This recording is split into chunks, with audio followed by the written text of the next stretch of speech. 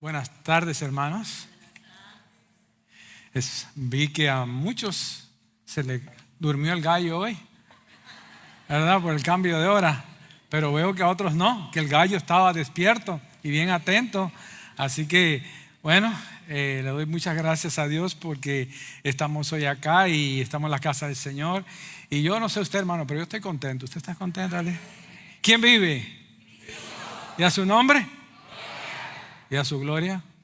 Ahí casi todo el mundo falla, pero es más gloria todavía. Amén.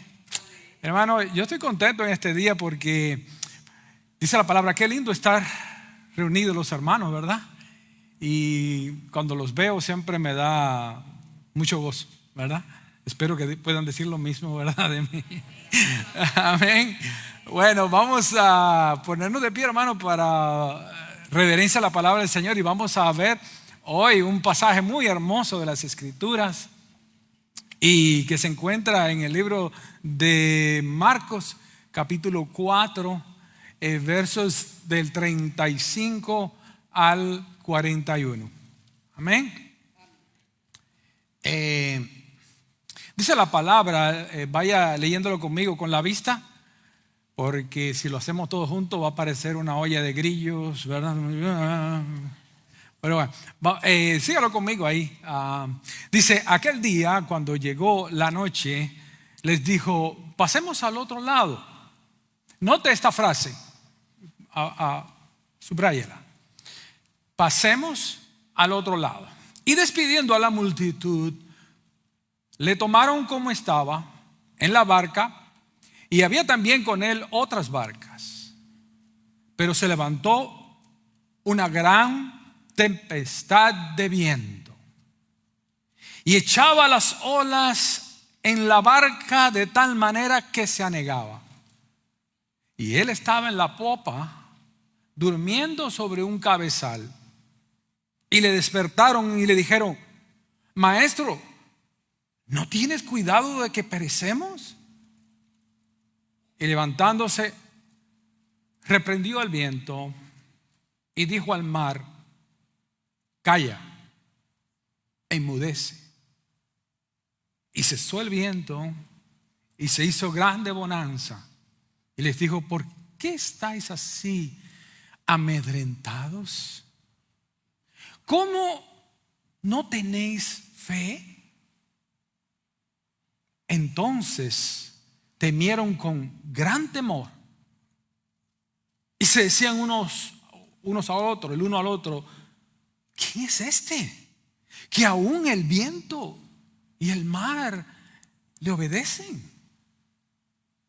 Hermanos, hoy vamos a seguir con una serie de 5 preguntas que Jesús nos hace a nosotros. La primera, ¿recuerdan cuál fue? ¿Quién soy yo para ti? Y hoy vamos a ver la segunda pregunta. ¿A qué le tienes miedo?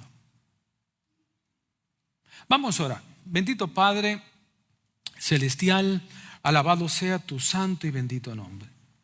Yo te doy gracias por cada hermano, cada hermana que ha llegado hoy aquí, también por los que nos ven por el internet. Yo te ruego, Señor, de que tú puedas concentrar cada pensamiento en tu palabra. Señor, no permitas que nada ni nadie nos desvíe de escuchar tu voz. Limpia nuestros corazones, limpia nuestras mentes, danos tranquilidad, danos paz de tu Espíritu Santo. Limpia nuestros corazones, borra nuestras rebeliones por amor a tu santo nombre. Y permítenos escuchar tu voz en ese silbido apacible que solamente tú tienes el poder de soplar. En el nombre de Jesús. Amén. Pueden sentarse, hermano.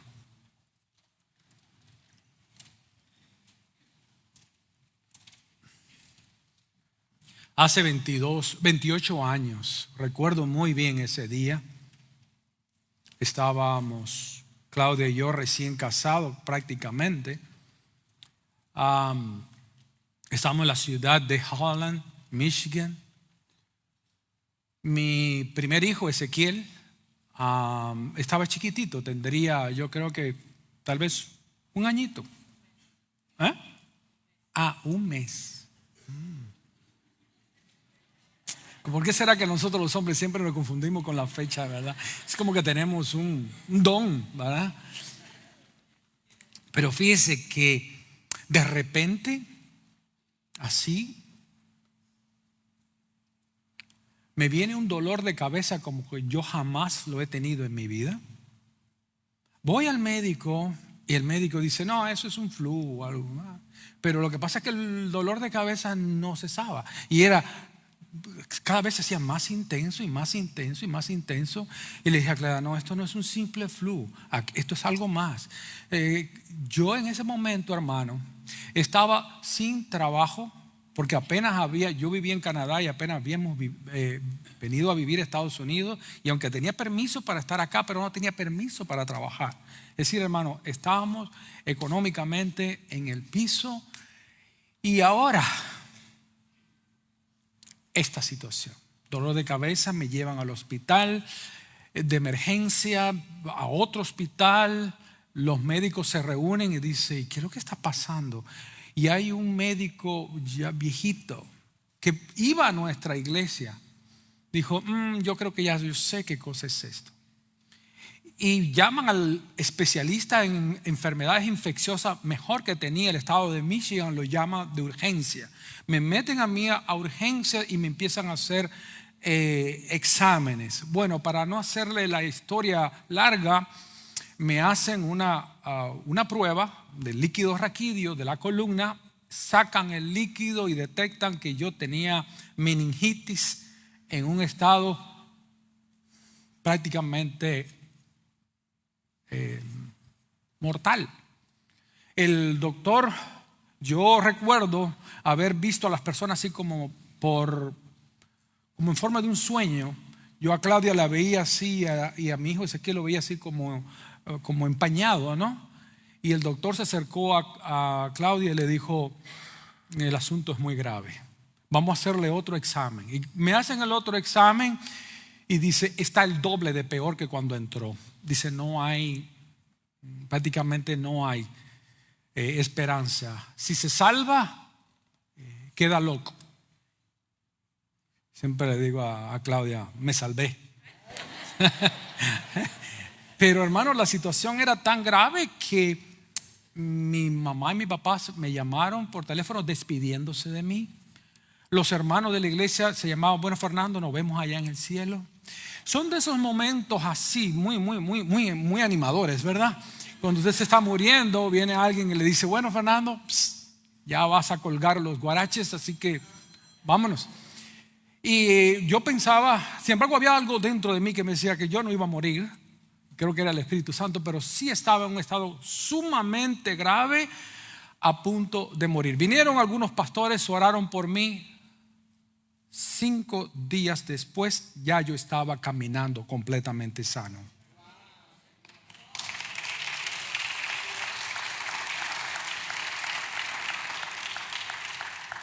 Hermano, las pruebas vienen de todo tipo de calibres. Y yo no sé cuál sea la prueba que usted está enfrentando hoy.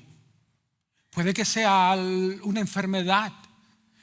Puede que sea el miedo a un resultado de un examen. Puede que sea problemas familiares, problemas con su esposo, problemas con sus hijos. No sé cuál sea la prueba que usted está viviendo hoy. Pero sí le digo algo. Aún por muy grande que sea la tormenta de la prueba, Jesús es nuestro capitán. Amén. ¿Cuánto le dan gloria a Dios por eso? Muy bien. Fíjese bien. Gloria a Dios. Usted ve en esta historia algo muy parecido a cuando Jesús caminó sobre las aguas. ¿Se recuerda? Vea, este pasaje se desarrolla en el mar de Galilea. Cuando Jesús camina sobre el mar, la misma cosa. Cuando el pueblo de Israel iba a cruzaron el Mar Rojo. Cuando venían los sacerdotes a cruzar el río Jordán, las mismas pruebas, muy parecidas y siempre relacionadas con el agua, con el mar o con el río. Hay algo que nosotros debemos notar en esta historia, porque pareciera muy sencilla la historia. Pero yo le invito a que vea esta historia de un punto de vista diferente a como tal vez la ha visto anteriormente.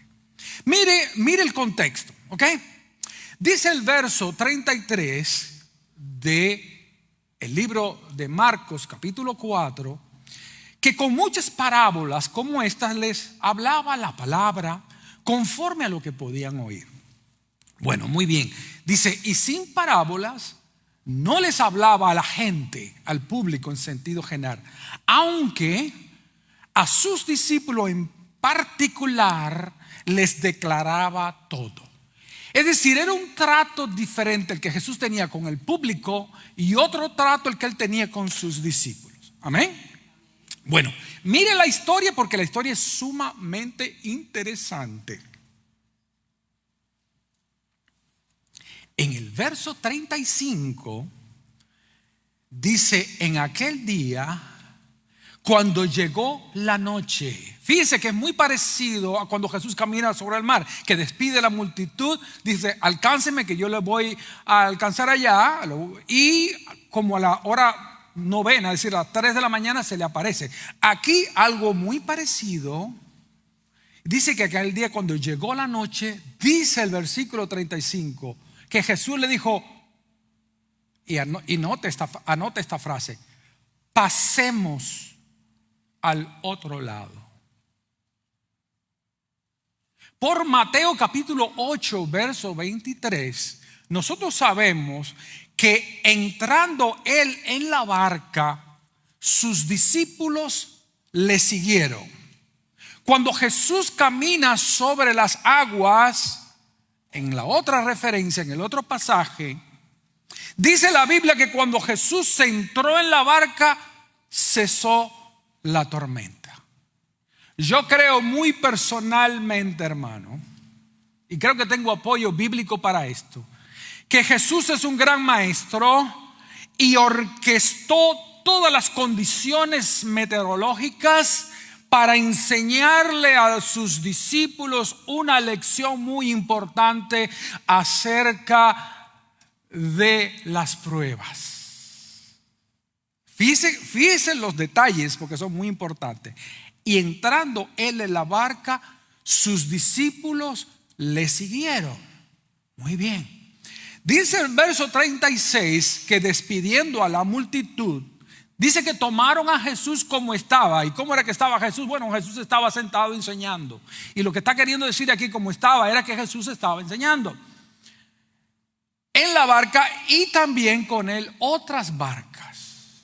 Ok. Jesús les dice aquí, pasemos, plural, al otro lado. Los discípulos obedecen. En pocas palabras, los discípulos están totalmente en el centro mismo de la voluntad de Dios. Les dice Jesús, súbanse, y ellos se suben. Y Jesús se sube también con ellos. Bueno, en este relato, lo que le llaman las narrativas, estamos en la parte del estado ideal. Cualquier narración tiene una etapa que es ideal. Todo está bien, aquí no hay ningún problema, aquí no hay ningún tipo de evento traumático. Sin embargo, mira lo que dice Marcos 4, versículo 37. Pero se levantó una gran tempestad de viento. Aquí viene la tragedia. En una narración está el estado ideal y ahora viene la tragedia que interrumpe ese estado ideal. Se levantó una tempestad de viento y echaba las olas en la barca de tal manera que se anegaba. Es decir, que la barca estaba prácticamente llena de agua. por Mateo capítulo 8, nosotros sabemos, dice, Mateo lo relata de esta manera, dice, he aquí se levantó en el mar una tempestad tan grande que las olas cubrían la barca. Es decir, imagínese, usted está en la barca con Jesús y usted mira para arriba y ¿cómo se sentiría usted? Las olas rompían la barca y estaba prácticamente llena de agua. Tomemos en cuenta que los discípulos eran conocedores, eran pescadores expertos. Ellos saben de una tormenta, ellos saben cuando hay peligro. Entonces, cuando los pescadores profesionales se asustan, pues imagínense qué queda para nosotros. Pero Señor, yo me imagino estar en la barca y dice, Señor, pero tú nos dijiste que subiéramos a la barca. Tú nos dijiste pasemos, pero yo veo el otro lado, pero es que ni siquiera veo el otro lado porque las olas están pasando sobre mí. Pero tú dijiste pasemos al otro lado. Y hay algo que es muy importante que usted y yo notemos acá. Hermanos, a pesar de que estemos en la voluntad de Dios, a pesar de que estemos sirviendo al Señor, que andemos en santidad, en la voluntad de Dios llueve. En la voluntad de Dios llueve. En la voluntad de Dios hay tormentas, a veces despiadadas, que descienden sobre ti y que pareciera que te van a destruir. ¿Recuerdan lo que dijo el mismo Pedro? Hermanos, no se sorprendan de la prueba que viene de repente, como si algo raro de repente entrara a tu vida. Y es que las pruebas llegan así, inesperadas. Porque yo estoy seguro que los discípulos, si hubiesen sabido, y si hubiese habido un sistema de meteorología en aquel tiempo, le digo, no salgan barcos, por favor, que va a haber tormenta, no hubiesen salido. Pero Jesús sí lo sabía porque es Dios. Amén. Jesús sí tenía la meteorología muy bien puesta, ¿verdad? La barca se estaba llenando. El viento soplaba con una velocidad amenazadora. Pongámonos y veamos esto como si fuera una película en nuestra mente, a punto de hundirnos. Y yo le pregunto, hermano, ¿está usted pasando hoy por una situación así donde te sientes tan abrumado o abrumada? Tú sientes tantas situaciones que están pasando por tu vida que parece que tu barca se va a hundir. Hermano, no estás solo. Es parte de la vida cristiana. Es parte de las enseñanzas que el Señor tiene para nosotros. ¿Usted cree que Jesús no sabía esto? ¿Y por qué lo permitió? Y a veces tú dices, Señor, pero si yo te estoy sirviendo, ¿por qué tú permites esto a mi vida? Porque es que Dios estaba enseñándole a los discípulos. Es decir, Jesucristo estaba discipulando a los discípulos. Y no hay mejor discipulado que las pruebas. Hermano, aquí no estamos hablando de un dolor de cabeza, de un dolor de muela. No. Aquí estamos hablando de una situación en la que posiblemente tu vida está en peligro ahora mismo que tú me estás escuchando. Hermano, las pruebas vienen de un calibre así donde tú dices, yo creo que ya de esta no la libro. Puede llegar a ese punto como yo también la he vivido. Y te cuento algo más, hermano, acerca de la tormenta. Y es que las tormentas fueron diseñadas para aumentar tu fe y darte una experiencia más profunda con tu Dios. Las tormentas no son agradables, no, por supuesto que no. No son cómodas, pero siempre vienen acompañadas de un propósito. El Señor a veces sacude la mata. El Señor a veces nos sacude porque quiere que a lo mejor los frutos podridos se caigan. El Señor nos poda por medio de las pruebas. Y siempre hay un propósito detrás. Y es por eso que Jesús permite e inclusive agitó el viento para que esa situación se produjera. Ahora, en esta situación hay tres tipos de crisis. Aquí no hay una sola tormenta. Aquí hay tres tormentas diferentes. Si usted la quiere ver conmigo ahí. La primera tormenta que usted puede ver aquí es la tormenta de las circunstancias. Hermano, mire esta situación. En este tipo de tormentas o pruebas, cada vez que yo use la palabra tormenta voy a estar hablando de las pruebas.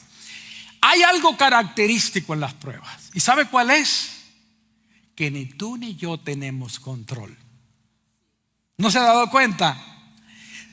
Tu barca puede que tenga un timón. Y normalmente las barcas tienen un timón donde el capitán mueve el barco donde él quiere. Pero cuando la tormenta viene a tu vida, a la barca de tu vida, tú tienes el timón en tus manos, pero no funciona. Porque tú quieres girar tu vida para este lado y no funciona. Es como en medio de la tormenta el timón no funciona. ¿Sabe por qué? Porque ni tú ni yo tenemos el control. Y hay algo aquí en esta historia.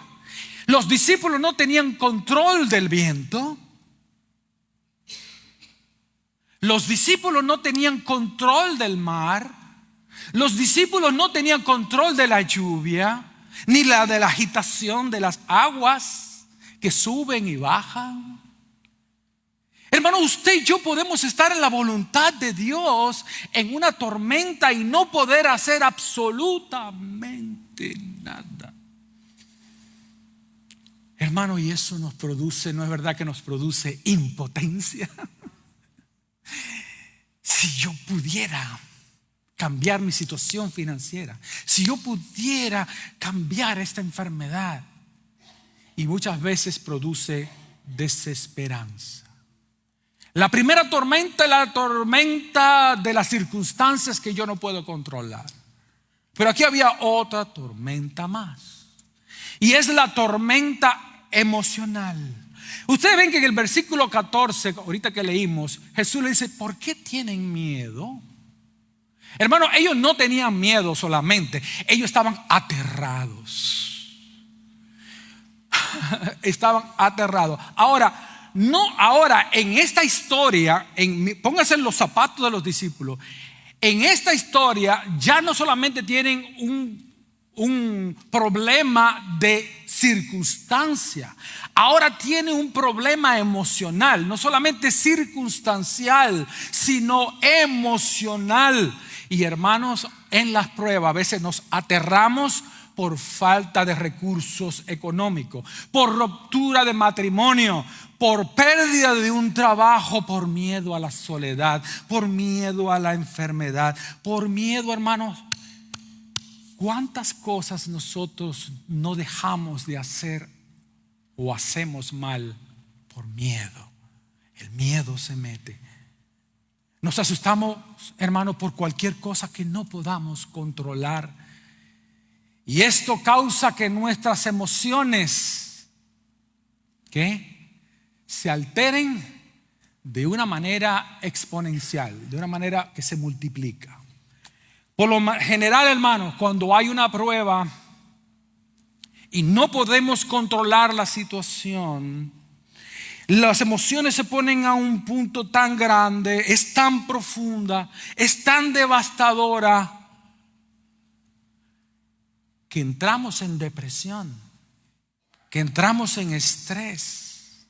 Ahora note aquí la primera tormenta de las circunstancias, la segunda tormenta de las emociones. hay miedo, hay terror. Pero ahora viene una tercera tormenta, que es la tormenta teológica. Sí, claro, una tormenta teológica. Fíjense que el verso 38, mientras tanto, Jesús estaba en la popa. La popa es la parte de delante del barco, la proa, según tengo entendido, la parte de atrás, durmiendo sobre un cabezal. Así que los discípulos lo despertaron. Maestro, gritaron, ¿no te importa que nos ahoguemos? Fíjese en este punto acá. No solamente las circunstancias se le salió de control, las emociones se le salieron de control y ahora tienen un problema acerca de su creencia en Jesús. ¿No te importa? ¿Y de dónde sale esta recriminación? Porque lo que pasa, hermano, es que cuando tú y yo estamos en una prueba decimos, es que parece que a Dios no le importa lo que a mí me está pasando. Es que yo no sé qué es lo que pasa, que yo oro y Dios no me responde. Esa es parte de la tormenta número 3. En la tormenta empiezan las dudas. ¿Y por qué empiezan las dudas? Porque las emociones están arriba. Y cuando las emociones están arriba, la razón está abajo. Es un principio de psicología. Por eso es necesario que nosotros nos calmemos, que las emociones bajen para que la razón suba. Cuando estamos con emociones arriba, no razonamos bien, no pensamos bien, y la prueba tiene esa característica de que no nos deja pensar bíblicamente.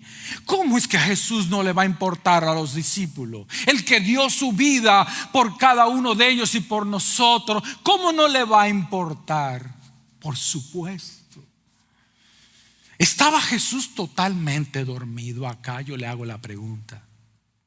No olvidemos que Jesús es hombre, pero también es Dios a la misma vez. Yo le hago la pregunta, ¿usted cree que Jesús estaba realmente dormido? Su humanidad estaría dormida, pero su divinidad estaba muy despierta. ¿Has cuestionado a Dios en medio de las pruebas?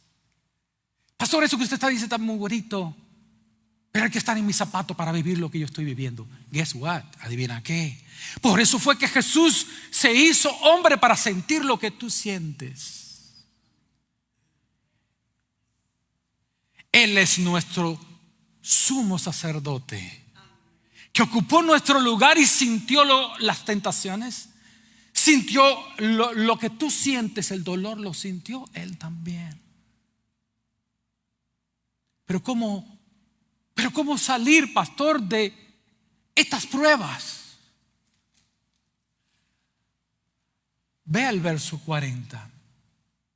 Jesús le hace 2 preguntas y le dice, ¿por qué tienen tanto miedo? Hermano, yo no sé usted, pero yo tengo problemas con esa pregunta. Si usted estuviera allí con los discípulos y las olas le están pasando por arriba y tú ves que la barca se le está hundiendo y tú me preguntas a mí por qué tengo miedo, bueno, tal vez porque no vamos a morir todo el paquete. Tal vez por eso.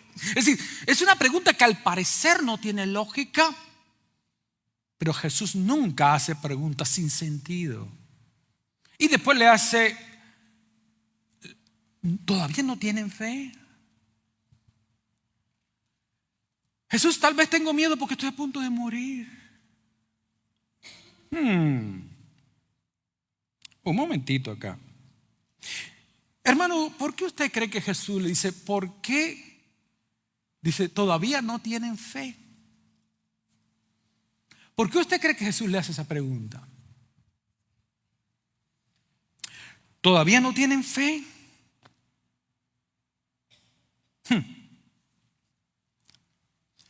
Cuando Jesús, mire ahí el verso 35, hermano, si usted lo tiene, vea el verso 35. ¿Qué fue lo que le dijo Jesús? vamos al otro lado. Eso es plural, ¿sí o no? La Biblia no dice, déjenme ir al otro lado. Es decir, Jesús no le dijo, mire, denme un ride, un aventón hasta el otro lado. Jesús le dice, vamos al otro lado. Ustedes y yo vamos a llegar al otro lado. Tú te montaste conmigo, tal vez Jesús diciendo a los discípulos, tú te montaste conmigo e ibas gritando de alegría, pero cuando se presentaron las circunstancias, anularon lo que yo te dije al principio antes de subirnos a la barca. Vamos al otro lado. En otras palabras, hermanos, el problema es que dejaron que las circunstancias anularan la promesa de Jesús. Jesús les prometió que iban a ir al otro lado.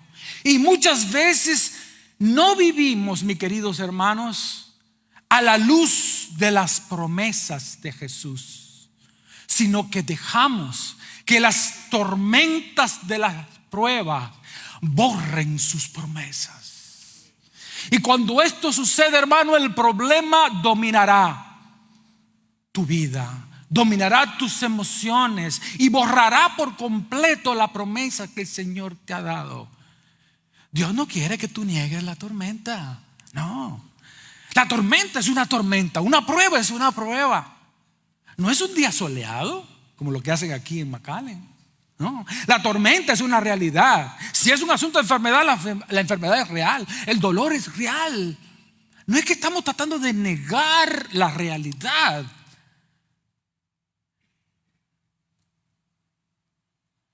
Lo que tenemos que entender acá es que no podemos dejar que las circunstancias prevalezcan sobre su palabra. Tampoco debemos de dejar que la prueba prevalezca sobre su presencia, porque aunque la prueba es dura, aunque el dolor es intenso, tenemos que recordar quién se subió al barco con nosotros. El que está en el barco de mi vida es Jesús de Nazaret.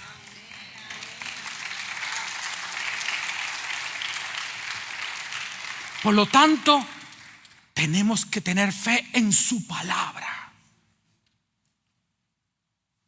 Tenemos que tener fe en lo que Él nos ha dicho. Y número 2, tenemos que tener fe en su persona y en su poder. Jesús parecía dormido, pero si estás en el centro de la voluntad de Dios, relájate, relájate. No te toca actuar, no te toca resolver la situación, porque la prueba produce impotencia para dejar que el poder de Dios se manifieste y para que la gloria se la lleve el Señor, no tus fuerzas ni mis fuerzas, sino que la gloria se la lleve el capitán del barco de mi vida. Dice el verso 39 que Él se levantó. Y cuando Jesús se levanta en el medio de tu prueba, mi querido hermano, Él hace el milagro, Él da la solución, Él rompe absolutamente toda frustración, Él rompe lo imposible y Él hace que ponga tu vida en pies sobre peña, igual que el salmista dijo: invoqué a Jehová y Él se acordó de mí y puso mis pies sobre peña y me dio un cántico, puso cántico nuevo en mi boca. El único que tiene poder para actuar en situaciones estresantes, en situaciones donde tú ya sientes que te vas a quebrar y que no vas a poder más, es el poder del capitán. El poder del capitán que está en mi barca y que nunca se va a dejar, se va a saltar de la barca y me va a dejar así a mi propia suerte. Él se levantó y reprendió el viento y ordenó al mar: cállate, cállate, silencio. Y dice aquí la Biblia, no que se fue el mar poco a poco calmando, dice que el mar se paralizó, se calmó y todo quedó completamente tranquilo. ¿Por qué tienen tanto miedo? ¿Todavía no tienen fe? Y fue que Jesús es el único que tiene poder para hablar a tu circunstancia. Él habló a la tormenta, Él habló a los vientos, Él habló al mar. Y Él tiene el poder para hablar al mar de tus problemas y hacer callar la voz del enemigo que dice que tú no puedes y que no vas a salir de él. Él es el que hace callar los pensamientos que no son de fe. Él es el que tiene poder por una sola palabra de su boca de resolver cualquier situación que tú estés pasando ahora mismo. El capitán, cuando el capitán se levanta, todo el mundo se calla porque tiene autoridad, porque tiene todo poder, porque Él es el único que puede calmar tu tempestad. Él es. Por eso es que dijo el Salmo 57:1: ten misericordia de mí, oh Dios, ten misericordia de mí, porque en ti ha confiado mi alma, y en la sombra de tus alas me ampararé hasta que pasen los quebrantos. A la sombra de las alas de Jesús en medio de las pruebas, nos quedaremos quietecitos hasta que pasen los quebrantos, hasta que Él reprenda esos quebrantos, hasta que Él le diga a mi situación: cállate, enmudece. El problema en las tormentas no es tu capacidad ni la mía, hermano, de cambiar las circunstancias, es la falta de fe. El error de dejar que las circunstancias borren nuestra confianza en su persona y en su poder. Ve el verso 41, ya vamos aterrizando. Dice el verso 41: ellos estaban espantados. Bueno, hermano, aquí que parece que es un espanto tras otro, ¿no? Primeramente estaban espantados por la tormenta. Pero note, diferentes tipos de espantos, diferentes tipos de temor. Dice que ellos estaban espantados, verso 41, y se decían unos a otros: ¿pero quién es este que hasta el viento y el mar le obedecen? ¿Quién es este? ¿Quién es este? En la tormenta de tu prueba yo te hago una pregunta, y Jesús te hace una pregunta: ¿quién es Jesús para ti en esos momentos? ¿Quién es este? Para algunos, Jesús todavía está crucificado en una cruz, incapaz de bajarse de allí. Para otros, todavía Jesús está como un niñito en un pesebre. Aquí ahora, hermanos, los discípulos no estaban aterrados por la tormenta. Ahora estaban aterrados por quién es esta persona. Estaban confundidos. ¿Quién es este que tiene sed y al minuto le da órdenes al agua y el agua le obedece?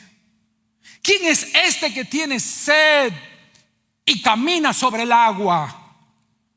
¿Quién es este que todavía no tenía 30 años y dice que ya había visto a Abraham unos 3000 años antes que él existiera acá? ¿Quién es este que dijo: tengo hambre, y de pronto multiplica los panes y los peces y alimenta 5000 personas, sin contar los niños que se cree que eran cerca de 20,000 personas. ¿Quién es este que tiene hambre y da de comer y hace milagro de la producción de alimento? ¿Quién es este? ¿Quién es Jesús para mí en el momento de mi prueba? Él es el creador del universo. Él es el que hizo el mar. Él es el que hizo el viento y tiene poder para decirle: cállate la boca, porque hablaba con autoridad de creador, porque Jesucristo es Dios y Él es dueño de mi vida, dueño de las circunstancias. Él pondrá el viento, pero pondrá la calma también. Pondrá el ruido, hermano, pero pondrá la paz en mi corazón. ¿Quién es Jesús para mí?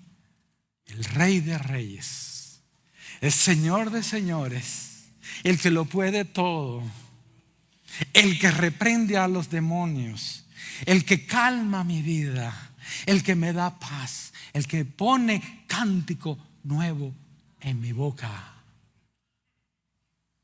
¿Es ese Jesús en los momentos de prueba para tu vida? Él te dijo un día: yo te voy a llevar al otro lado. Y dice, ¿recuerdan el himno? Yo sé que un día el río cruzaré y con el dolor batallaré.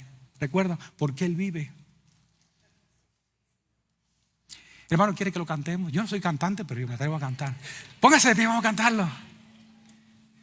Porque Él vive, triunfaré mañana. Porque Él vive, ya no hay temor. Porque yo sé que el futuro es suyo.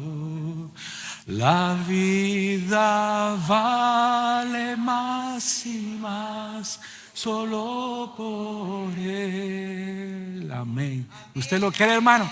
¿Usted lo cree?